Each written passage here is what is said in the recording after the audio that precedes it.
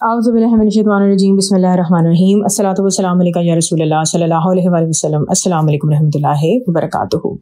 मैं आपको एक बहन के एक्सपीरियंसेस एक स्टोरी की सूरत में शेयर कर रही हूँ। लास्ट वीडियो में आपने सुना था, एंड यहाँ पे हुआ था कि ये बहन कहती हैं कि उनके दिल में ये ख्वाहिश शिद्दत पकड़ रही थी कि जो लोग भी उनके दुश्मन थे, जिनको वो जानती नहीं थी, वो उनको दिल खोल के बद्दुआएं दें। तो कंटिन्यू करते हैं। ये कहती है कि जब मुझे लगा कि कुछ गैर मामूली अंदाज में ये ख्वाहिश शिद्दत पकड़ चुकी है कि मैं खुद तंग आ रही थी अपनी इस बात से, तो मैंने फिर उन बुज़ुर्ग को इस बात का जिक्र किया। तो उन्होंने मुझे कहा कि बेटा, जिस अल्लाह की ज़ात ने आपको यहाँ तक बचाया है, दुरूद शरीफ की इतनी बड़ी नेमत अता की है, और वो कुछ छोटा दुरूद शरीफ आपको अता नहीं किया गया, आपको दुरूद इब्राहीम अता किया गया, तो आप अपने रब पर, अपने मालिक पर यकीन रखो, बेशक वो बहुत रहम और करम करने वाला है। और अब जब भी कभी ये ख्वाहिश यानी बदुआ देने वाली ख्वाहिश या ख्याल आपके जहन में आया करे, तो आप उसको झुटलाया करो, झटका करो और कहा करो कि अल्लाह ताला आप मेरे सब कुछ हैं, मेरे मालिक, मैंने आप पे अपना मामला छोड़ा, और आप इस बदुआ देने वाली ख्वाहिश को मेरे दिल से निकाल दें। तो ये बहन कहती हैं कि फिर उसके बाद जब भी मुझे ये बदुआ देने वाली ख्वाहिश जागती, तो मैं इन्हीं अल्फाज में अल्लाह ताला को अर्ज़ करती कि या अल्लाह, मेरे मालिक, इस ख्वाहिश को मेरे दिल से निकाल दें, मैंने अपना मामला आप पे छोड़ा, और बेशक जो आप करेंगे वही मेरे हक़ में बेहतरीन होगा। हर गुज़रते दिन के साथ दुरूद इब्राहीम से मेरी मोहब्बत बढ़ती चली जा रही थी। मुझे ऐसा लगता था कि पहले तो मैं इसको अपनी ज़रूरत के लिए, अपने मसलों के लिए पढ़ा करती थी, लेकिन फिर एक वक्त ऐसा भी आने लगा कि मुझे लगता था कि अगर मेरी ज़बान से दुरूद इब्राहीमी नहीं अदा हो रहा, तो जैसे मेरी ज़िंदगी में कोई शदीद कमी हो। अच्छा, यहाँ पे मैं एक और बात का भी जिक्र करूँगी कि अपने घर में दुरूद शरीफ पढ़ने वाली मैं सिर्फ अकेली होती थी, और कोई भी उस तरह दुरूद शरीफ नहीं पढ़ता था, या कम से कम अगर कोई पढ़ता था तो मेरे इल्म में नहीं था।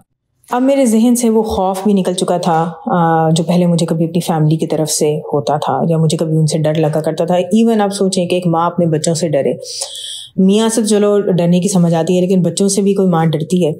तो अल्हम्दुलिल्लाह कि वो सब खौफ निकल चुके थे, और अब मुझे ऐसे भी थोड़ा बहुत वक्त मिल जाता था कि जिसमें मैं सुकून से बैठकर दुरूद इब्राहीम पढ़ सकती थी। आहिस्ता आहिस्ता मैंने दुरूद इब्राहीम पढ़ने के लिए वक्त निकालना शुरू किया। शुरू में थोड़ा मुश्किल लगा, क्योंकि आदत नहीं थी कि इस तरह ख़ास वक्त निकाल के एहतमाम से दुरूद शरीफ पढूं।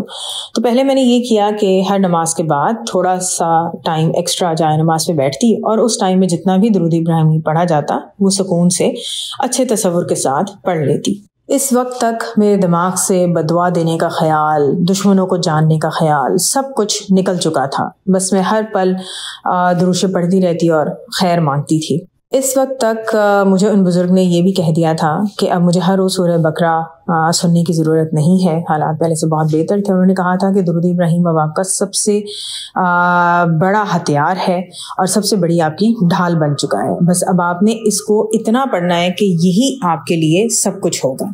फिर एक रात बहुत अजीब सी बात हुई।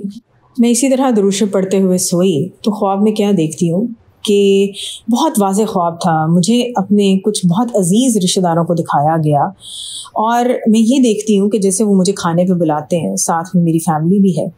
तो जैसे ही मैं और मेरी फैमिली हम लोग खाना डालने लगते हैं, तो क्या देखते हैं कि खाने में सांप है, जैसे सांपों को पकाया गया हो या सांपों का खाना बनाया गया हो।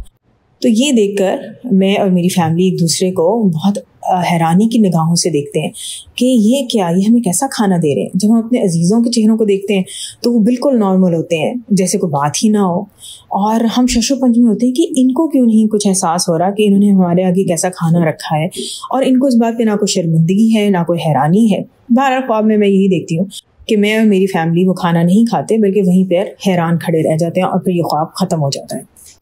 सुबह उठती हूँ तो ख्वाब मेरे जहन में था, मुझे याद था, बहुत हैरान थी। कितनी देर तक तो समझ ही नहीं आई कि ये कैसा ख्वाब आया और इन लोगों को क्यों दिखाया गया। बहरहाल कुछ दिन गुजरे, मुझे यही जहन से निकल गया कि मैंने इस ख्वाब का जिक्र बुजुर्ग से करना है, और कुछ अरसे बाद मुझे बहुत शदीद तकलीफ़ स्टार्ट हुई। तो एकदम मुझे ख्याल आया कि मेरी तकलीफ़ बढ़ गई है, तो मुझे बुजुर्ग से इस बात का जिक्र करना चाहिए। और जैसे ही मैंने उनसे बात करना शुरू की, तो मुझे एकदम इस ख्वाब का ख्याल आया, और मैंने उनको इस ख्वाब का जिक्र किया। अब मैंने हैरानी से इसी तरह पूछा कि मुझे ये अपने रिश्तेदार क्यों दिखाए गए हैं। तो तब उन्होंने कहा कि बेटा, ये अल्लाह ताला की तरफ से, अल्लाह की रज़ा से आपको ख्वाब दिखाया गया है, और आपको बताया गया है کہ کون آپ کے دشمن ہیں۔ ان کی یہ بات سن کر، حقیقت کی بات ہے، مجھے بالکل یقین نہیں آیا۔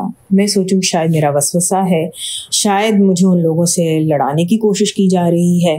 بہرحال میں بہت حیران تھی اور انہی سوچوں میں تھی کہ کیا کروں۔ میں نے ان بزرگ سے بھی اس بات کا ذکر کیا کہ وہ تو میرے بہت اچھے رشتہ دار ہیں، مجھے بہت سپورٹ ہوتی ہے ان کی، میں تو اپنی بہت ساری باتیں، بلکہ ہم دونوں جو عزیز ہیں، ہم دونوں کے جو خاندان ہیں، وہ اپنی بہت ساری باتیں ایک دوسرے سے شیئر کرتے ہیں اور مجھے بہت اعتماد ہے ان کے اوپر، تو وہ ایسا نہیں کر سکتے۔ تو ان بزرگ نے کہا کہ یہ خواب آپ کا ایک سچ ہے، لیکن چلو آپ دیکھو آگے کیا ہوتا ہے۔ یہ خواب دیکھنے کے بعد کا جو وقت تھا وہ زیادہ تر میرا شش و پنج میں ہی رہا۔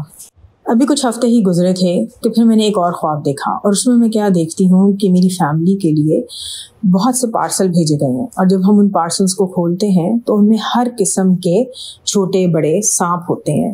اسی طرح ایک کھانے کا کوئی سامان بھیجا جاتا ہے تو وہ بھی جیسے سانپوں کا بنا ہوتا ہے۔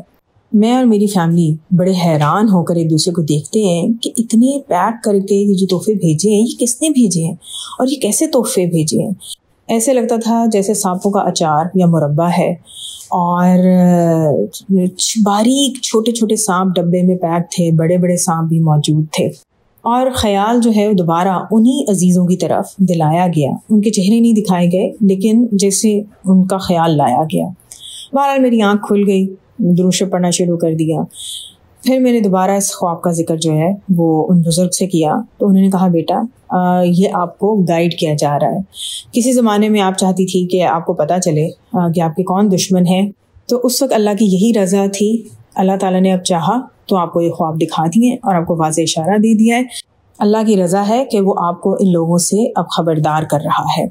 یہ بہن کہتی ہیں کہ بزرگ کی یہ بات بہت کلیئر سننے کے باوجود میرے دل میں یہ وسوسہ تھا کہ یہ مجھے اپنے دوستوں سے لڑانے کا طریقہ ہے، میری وہ سپورٹ بھی ختم کر دی جائے۔ جس طرح پہلے مجھے فیملی کے ہاتھوں دکھ دیا جاتا تھا، اب یہی میرے دوست ہیں، رشتہ دار ہیں، ان کو مجھ سے دور کیا جا رہا ہے۔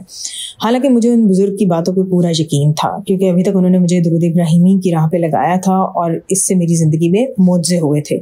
بہرحال میں نے اپنے ان خوابوں کا ذکر کسی سے نہیں کیا اور بس درود شریف پڑھتی رہی۔ نہ ہی میں نے اپنے ان رشتہ داروں کے متعلق کچھ برا سوچا، بس یہی سوچا کہ اگر اللہ تعالیٰ حقیقت اور سامنے لانا چاہیں گے تو لے آئیں گے۔ اور میں نے یہ تہیہ کر لیا تھا کہ میں اپنے ان عزیزوں کو ایک لفظ بھی نہیں کہوں گی، بلکہ میں ان سے پہلے سے بھی اچھا سلوک کرنے لگ گئی، اور اس بات کا خاص خیال رکھتی کہ کوئی ایسی بات ان کو ناگوار نہ گزرے کہ وہ میرے بارے میں کچھ سوچیں کہ اس کو کیا ہو گیا ہے۔ انشاءاللہ نیکسٹ ویڈیو میں ان کی باقی کی کہانی جاری رکھیں گے۔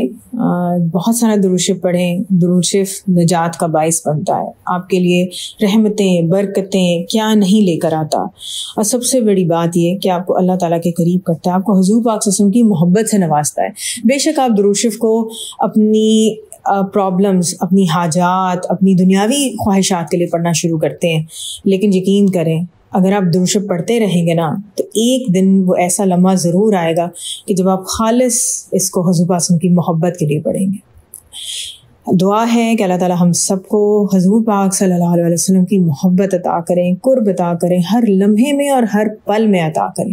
آمین ثم آمین۔ الصلاۃ والسلام علیکہ یا رسول اللہ صلی اللہ علیہ وسلم۔ السلام علیکم ورحمۃ اللہ وبرکاتہ۔